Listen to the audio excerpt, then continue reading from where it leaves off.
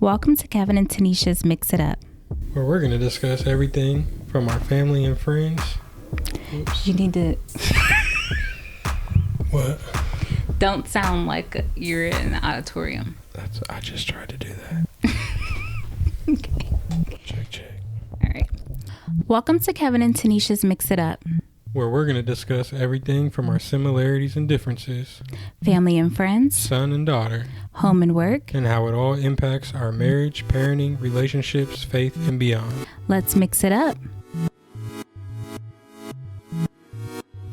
All right, welcome back to Kevin and Tenisha Mix It Up. We're excited to be here for our final episode. I mean, it's not really our final episode unless you know something I don't know. I mean, it's the last episode for a couple weeks. Yeah, so we're our first set of I don't know if you would call it a season, but our first set of 8 episodes here. We are gonna hang out today and talk a little bit about the episode so far, some takeaways that we have, and also some things we're looking forward to. Something that a lot of couples come into their marriage with is a cool little game, and by cool I don't know. I'm using the word cool loosely, but a lot of brides do the whole something old, something new, something borrowed and something blue thing on their wedding day. Tanisha did that. I didn't really know that was a thing. I didn't really know a lot of wedding traditions. No. I just picked up a couple along the way. My parents got married in Vegas. And didn't your dad lose his leg or something? No, he already didn't have a leg, but his screw came loose. His foot came off of the fake leg. So they had to go to a gas station and get a screwdriver to screw his foot back on. Our wedding was a little different from that. Thank God. So the biggest issue at our wedding was apparently there was hair in the food, but nobody told me about that. No one told me either. So what? Good. They kept it to themselves. Not a problem I needed to know about. Oh my God. It's not like they were trying to get their meal paid for. Or already paid for. Wow, paid for that. So, but anyways, that's how we're going to kick today off. Something old, something new, something borrowed, something blue. So, what is something old that you have held on to throughout our life together? So one of the things that I have had since I was 7 years old is this blanket. I still have it, actually. It's in the basement right now. I've had that. I thought we got rid of that thing. No, you tried to. I'll put it in the basement.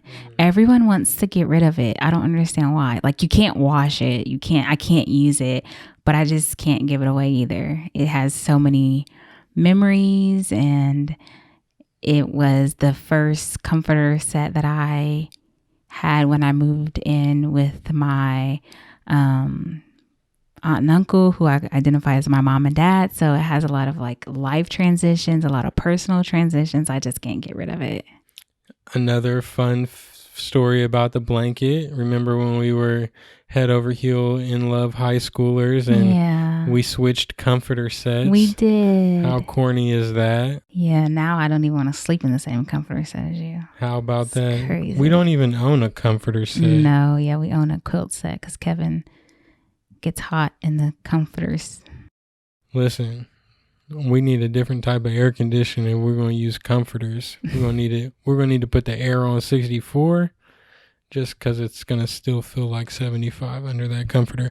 All right. What is something old that you have? I have a lot of old things that you do.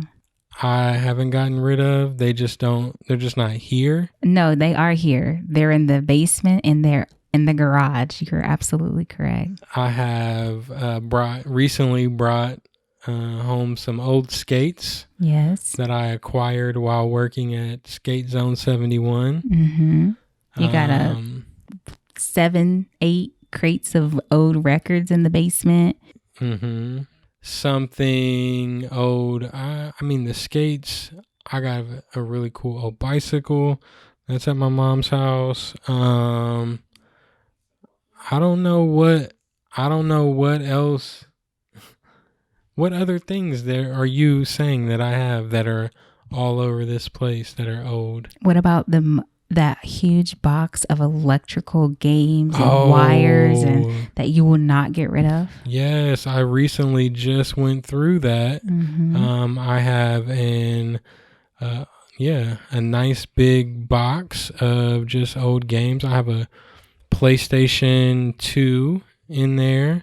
I have a Dreamcast. I have a Game Boy Color with the Tommy Hilfiger logo on there. So if somebody out there listening has $200, $300 and they want to buy that from me, it's all yours. Found a lot of cool games in there. Xbox, original Xbox, yep. Super Nintendo. The one thing that I don't have in there, I can't believe the one game system that I don't own is my Nintendo 64. I have no idea what happened to that. Got a Dreamcast. Womp womp. Yeah. Got a Sega. No N64. So something old there. There you go. Yeah. So something new that you're looking forward to. Something I am looking forward to is the fruits of my labor. I have been working really hard in the garden, and I'm excited to see what comes of my hard work. What about you? I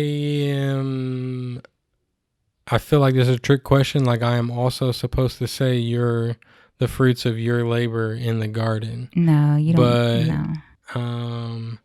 I am looking forward really to learning some new stuff, learning how to operate some new equipment, some new cameras. I'm also looking forward to just seeing how this podcast continues to grow and really reach more people. Going to use this 3 weeks off here to, just hone in on some more promotional materials and, new topics. Get better editing wise and all that good stuff. So I'm looking forward to really just learning new stuff. Oh, that's cute. What is something you have borrowed? There's a handful of things that I've borrowed from people and that I still have, but not intentionally. I had a good friend give me a bunch of records, a bunch of crates of records, and that was a gift. Oh.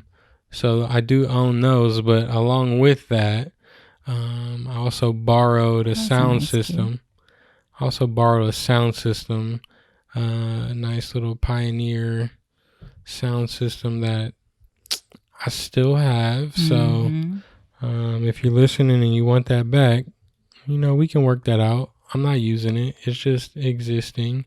So what's something that you've borrowed? I actually borrow all of my mom's stuff. But we have this little system where I don't borrow any of my mom's stuff.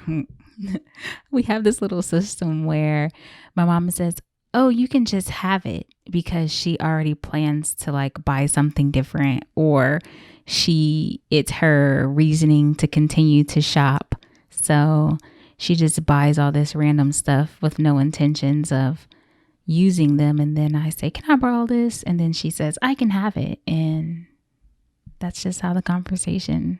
Do all of your sisters do that, or is it just you? We all do. We take turns. So you're not like giving out a family secret here. Like everybody's in on the. Everyone but my dad. Yeah, I'm sure he doesn't enjoy that at all. You got a few name brand purses that you didn't buy. Yeah. So that's kind of like my borrow. That's the extent of me borrowing. I only borrow things from my mom because I know I don't have to return them. There you go. So. Cool. Well, what's something blue? for you. Something blue. I don't own a lot of blue things, so not a lot comes to mind. So something blue, my feelings. Yeah, you're like that inside out, the blue one who's I'm the blue always one. sad. Yeah, this isn't good for my my mental health. this whole being in the house thing. So definitely looking forward to not being blue and getting out and putting my hands on some new equipment and learning some new things for work over the next few weeks. Yeah. So fun. What about you? I own some blue pens. Oh, that's riveting. Tell us more about your blue pens. I mean, that's about it. Wow, what fun! I mean, blue pens. I don't own much. I'm more of a black is my favorite color. Yeah. So black and red. Yeah, yes. Not a lot of blue in this house. Yeah. So something old, something new, something borrowed, something blue. We just thought that would be a fun, creative way to think about this podcast as a whole. Maybe minus the something blue part, but this has been just a journey for us as well. When you look at it in terms of that little quote and that little thing maybe not all, probably not even close to all, that brides do when they get married. Do grooms do that? I don't think so. I mean, I don't know anymore, but are there things that grooms are supposed to do? Well, you gave me that gift. Yeah, I don't, but is that a thing? I just did it because I knew somebody else did it and I thought it was cool. I think it's a thing. Yeah. I didn't know grooms were supposed to have cakes. I don't know. I think it's just different traditions for different families and different strokes for different folks. There you go. Well, in terms of, we'll just kind of break the podcast, a little season, if you will, down in that way. In terms of something old, I think the idea for us to start a podcast, it wasn't a new idea.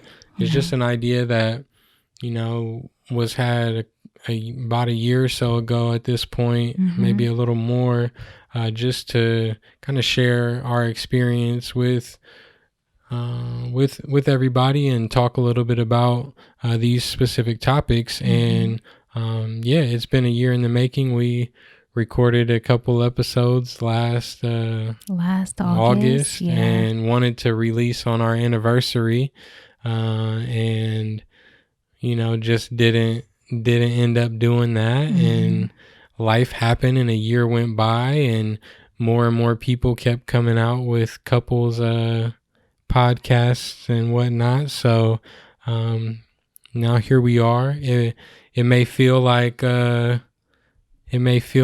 news to some, new news to others, but it's all good because we've enjoyed it, and we've got a lot of good kind of reception from people that they're enjoying the podcast as well.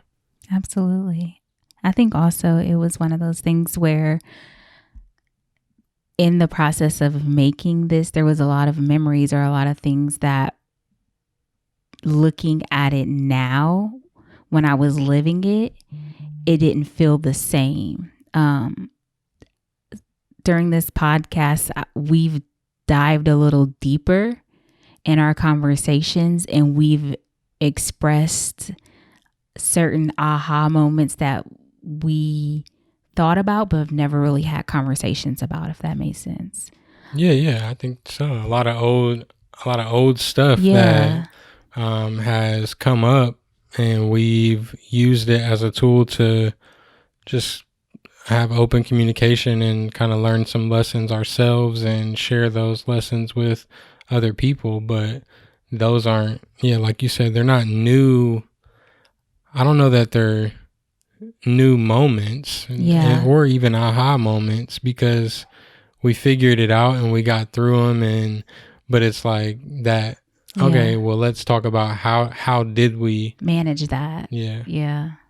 So that's true, I think the aha comes in sharing it and saying, we got through that, and this is something good maybe for other people to think about. Yeah. And how they Definitely. would manage something or how they would get through something. Well, and I think also like one of the things that my mom has always told me is like, in a marriage, you need to allow him to hear his voice. Where I think that that's also like, that's when we think about something old, that's something that's an old saying that my mom has always said and my grandma has always said. And I think that through this podcast, you have voiced a lot of input, insight, feedback about being married to me. This wonderful person. I only get to hear my voice because I'm editing it and listening to it. Well, you don't really share much. Like you're more quiet when we're out. So this is probably the most people have ever heard you talk. Especially about real topics.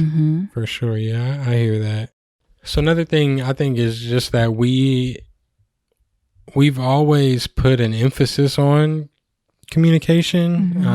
Not saying that nobody's perfect at it, especially when you're doing life with someone and always around someone. Like, you're going to have moments where you're obviously not communicating well, or, you just don't want to talk. But all in all, I think we've had,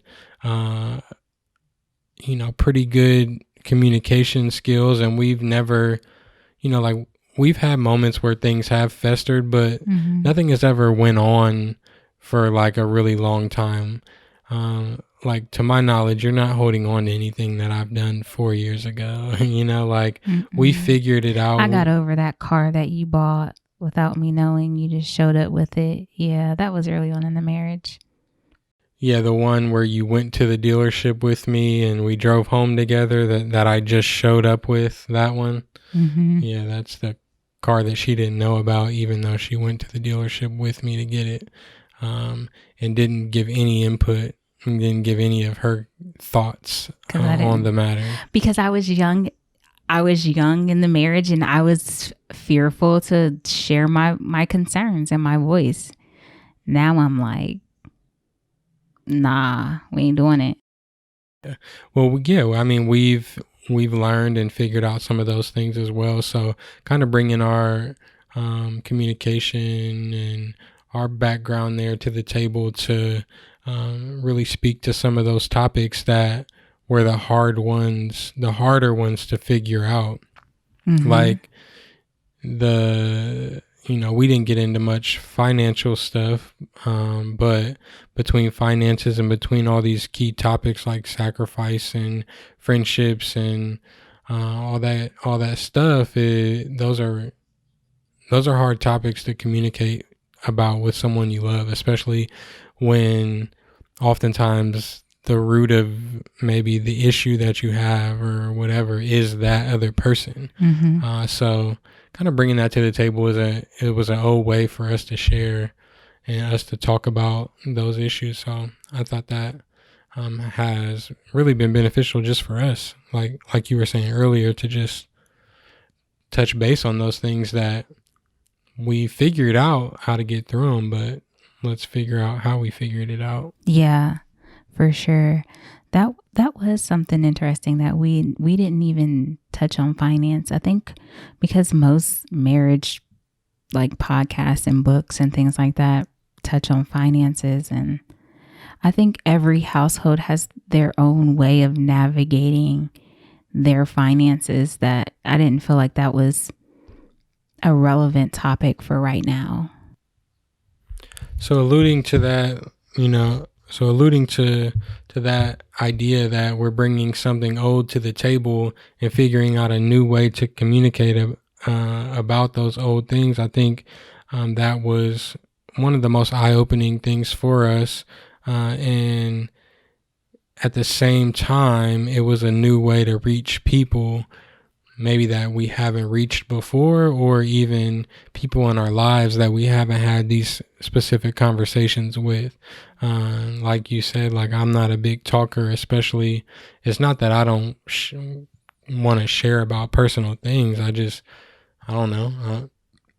I'm just not, out there talking about, how much I sacrificed in my marriage, when we're in group settings. Like, those things just don't often come up. So it was just a cool way for us to start those conversations, and then also see that they've had a positive impact on other people. Mm-hmm. And, we've said from the beginning that we're not the experts in any of these topics. We're just sharing what has worked for us. And Mm-hmm.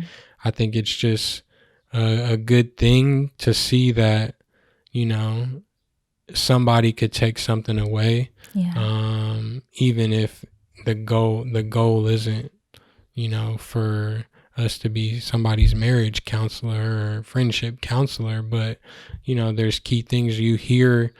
I think people can hear things differently when they come from different sources. So we may be saying similar things that other people have heard, but because of someone's connection to us, because of someone's proximity or whatever, Mm-hmm. or relation, they could hear it and see it a little bit differently, and maybe impact their relationships in a positive way. So that was pretty cool.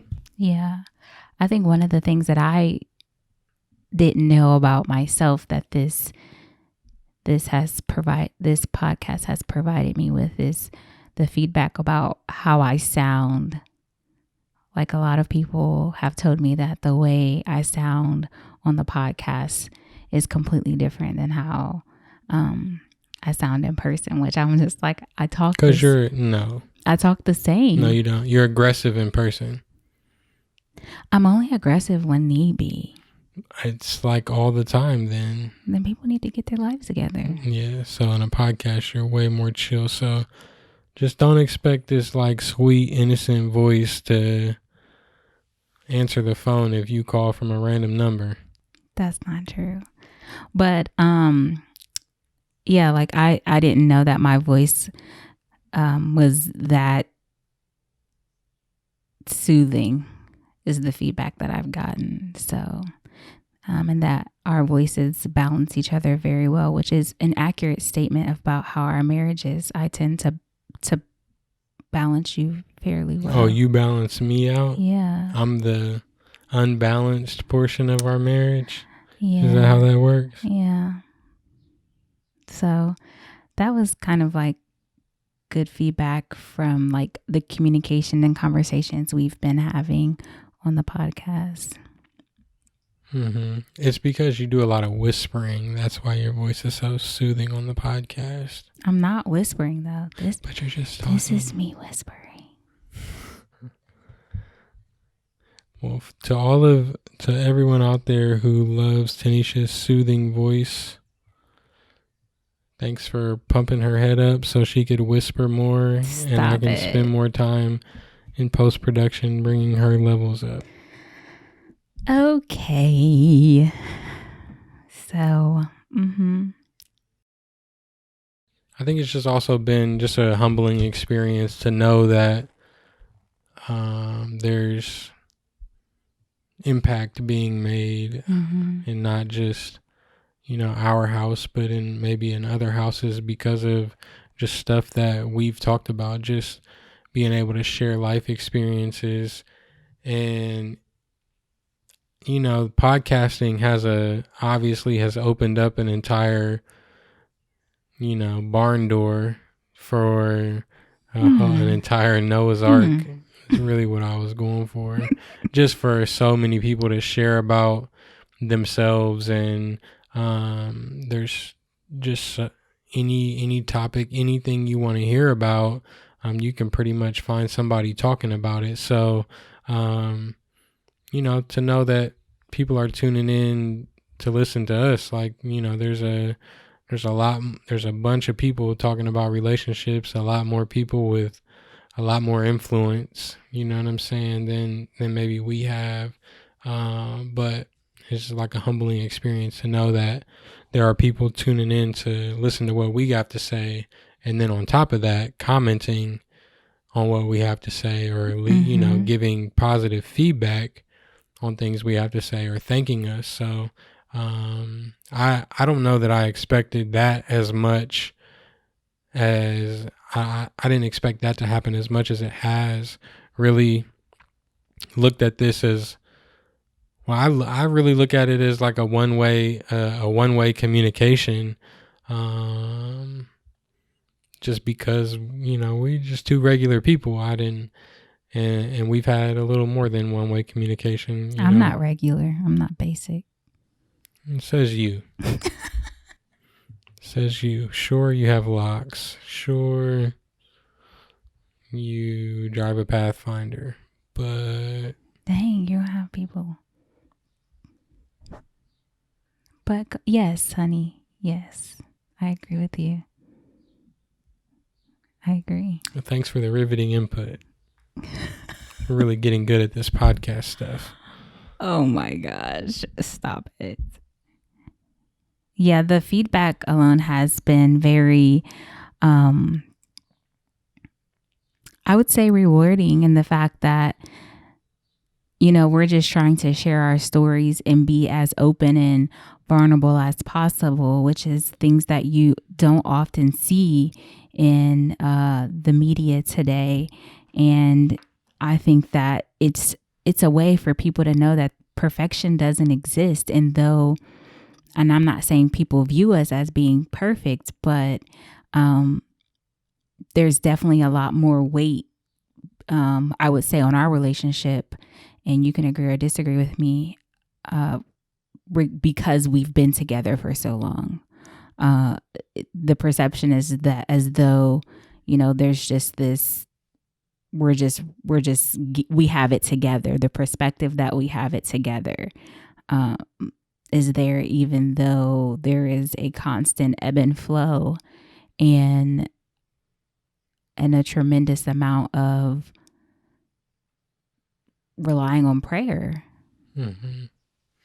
Yeah, I think that's always interesting to see how people view other people without really knowing or really having conversations with them. Even people that are really close to you can oftentimes think like that you're at a different place than you are. Mm-hmm. And I mean, my hope is, that this has showed maybe exactly where we're at, that all those years that so and so have thought that we had it together, you know, we were working all this stuff out. We were figuring all this stuff out. You know, we were figuring out how to be vulnerable. We were figuring out what sacrifice looked like. We were figuring out friendships, you know, and then at the same time, somebody listening to this could be thinking, wow, that's great that they have it all the way together. Yeah. I'm not there yet. But, you know, it's the same reminder that we don't. And in another year, we're going to have learned new things that we've been through this year. And in another year from that, and 10 years from now, we're going to have a new set of life experiences to share about. Yeah. And even we're going to improve on all these topics that we've talked about up to this point. Absolutely. And sorry. No, that's just really the point of it all to me, is that we're committed to continual growth. Yeah. And not just saying that, all right, we've checked this box. We're good on how much we love each other. Let's just stay there. Or we figured out sacrifices, or we figured out how to be patient.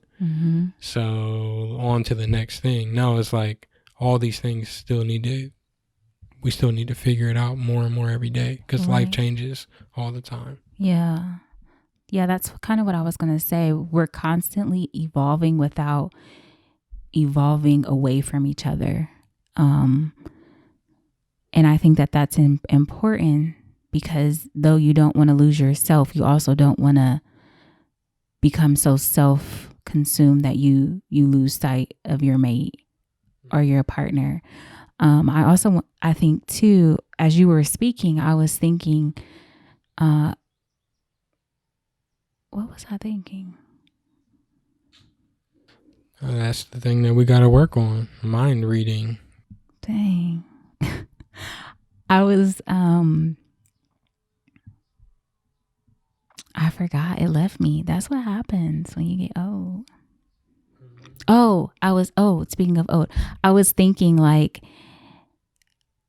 the constant reminder that I had is for me in regards to our relationship, our 20s were the roughest years. Like I never, people always say, I want to relive my 20s. I want to relive. It was so fun. I never want to relive my 20s. It was the worst 10 years of my life. And I think a lot of that was because of me not knowing how to adequately communicate, not being able to identify what I wanted, and the level of uncertainty and the level of uncertainty within myself and the level of uncertainty within how to make my marriage work.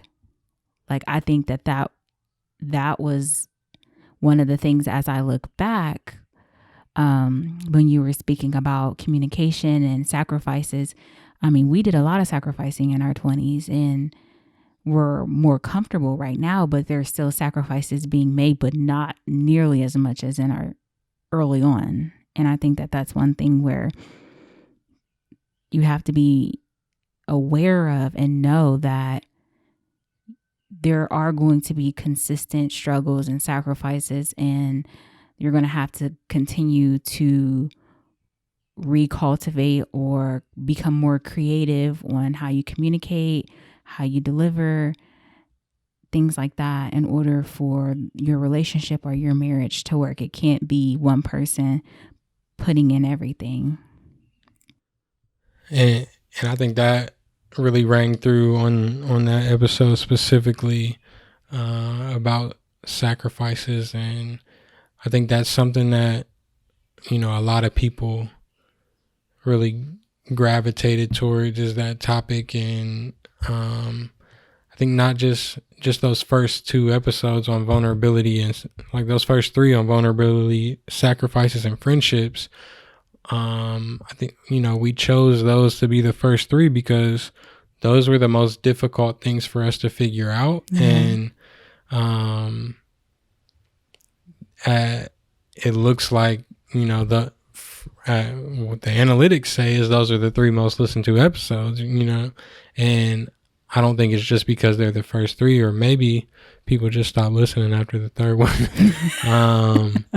But I would maybe more so like to believe that those 3 topics really just stood out to people more, especially just learning how to be vulnerable and how to, not necessarily make sacrifices, mm-hmm. but figuring out how to compromise and what that looks like in each individual relationship.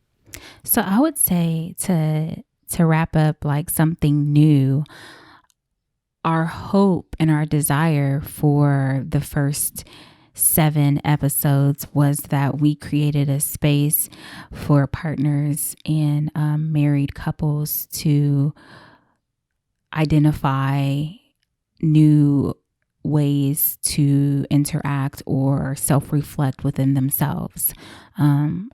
As you guys probably can tell, I am a big person for action plans and execution, as well as Kevin. Honestly, he is. But I hope that, you did take advantage of those action steps that we encourage you all to do. And hopefully that created a new and healthy way for you. So I think when you think about action plans and stuff like that, the goal, our goal wasn't the same as maybe some other like marriage podcasts and things where they're telling you take these steps, or mm-hmm. we're not saying take these steps and it's going to help your marriage. What we're saying is, you've listened to this. Mm-hmm. Now you've listened to it for a reason, and maybe there's something in there that it could be beneficial for you. We haven't outlined like steps to 7 ways to change to make your marriage better tomorrow. To enhance your marriage. Like that's not the goal. The goal is to say, oh, these are the types of conversations that my friends are having, or that these 2 people that I don't know are having, but one of their voices is really soothing and one of them's really annoying, but they balance each other out. Maybe we should have some sort of conversation around this topic, and we're just bringing to light things that married couples just take like as is, like, oh, I got married and this is what it is now. Yeah. And I think also one of the things that we didn't mention is we didn't have marriage counseling. All of our sessions were canceled. So a lot of the things that could have been addressed or could have been presented in those sessions were not. So I think that that's one thing as well. If you are getting married or you were married, if you are married or plan on getting married one day, making sure that you have making sure that you do take advantage of marriage counseling, premarital counseling, and make sure that you have questions or situations or any kind of concerns written down. That way you can have those answered before you say I do. Yeah, there's so much stigma when it comes to just counseling and talking to other people in general. Yeah, I mean, I always say, what's the disadvantage of having an unbiased person in a room with you and your potential spouse to help you navigate these challenging conversations or conflicts? I mean, they're merely there to help both of you. And I think that's the... Unless somebody's paying them off like they did in the Ozark. Yeah. Unless, you're not comfortable or you guys aren't there yet. But then that's a whole different conversation. So yeah, I think that was the goal. So what would you say about something borrowed? I would say, we didn't borrow topics or borrow ideas or things like that, but we've definitely borrowed some time. We borrowed time from loved ones. Yes, on watching our children while we record. We borrowed some time from a good friend, DJ Bern, to help us record, and are planning to borrow a lot more time from some other individuals here in the near future once we get things going again. Definitely looking to have some more guests and some more married couples to really bounce some ideas off of and have, love me and my wife, but also have just some more diversity of thought and kind of perspective and see how other people are also handling these same things that we're handling on the day-to-day. So the borrowing of time is definitely going to be seen even more so in our next group of podcasts that come out. Ditto. So again, we don't do the whole blue thing here. Ideally, this has been everything but blue. There's only been a couple times that have made us blue, and we've recorded a few more complete episodes that we just trashed. And it was kind of sad because there were moments in some of those that were good moments, but we just didn't feel like it was authentic to who we are. It didn't always feel authentic, or it didn't always flow right. So those were interesting times, but for the most part, we try to keep it on the up and up over here, keep a positive attitude. And I'm not blue when it comes to this. I'm excited going into the next step and the next phase of what we want to do here with Mix It Up. And I mean, that's really what we want to do. We've talked about how we mix it up in our day to day and on these hot button issues, but now we want to mix it up with some other people and really get other people involved. So So thanks for tuning in to our first 8 episodes. I hope you enjoyed the time we've spent together. This won't be the last you hear from us, and stay tuned for the next go around. Yeah, stay tuned. I definitely want to do a few shout outs here and thank yous. First of all, like we said before, thank you to anyone who has watched one of my children or both of my children. During these recordings. Thank you to our good friend DJ Bern, Ernest, for not only coming on and being a part of the No New Friends episode, but also providing the soundtrack for our podcast. Yeah, I love that. Our podcast episodes. You can download that on all the major streaming sites, or buy it on iTunes and Amazon. It's called Hard Eyes. He's got some other songs out too. We're looking forward to the next round. Maybe he'll get us a new joint for the next go round here. Thank you to the listeners. Thank you for listening. Yes, we are, like I said before, just humbled that, we've had so many unique listeners and so many people tuning in consistently to just hear what we have to say.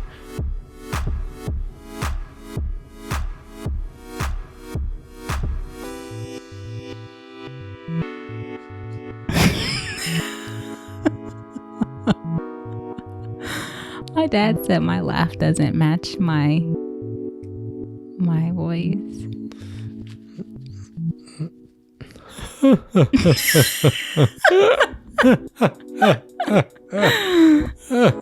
Anybody says I have a wind down. Yeah, you do that too. Well, we have enjoyed it again. Thanks to everybody. We will see you in a few weeks. Bye.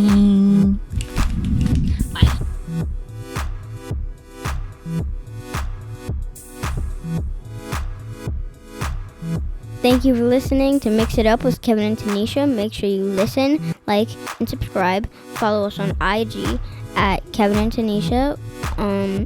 We'll stay tuned for more, and we'll see you all next time.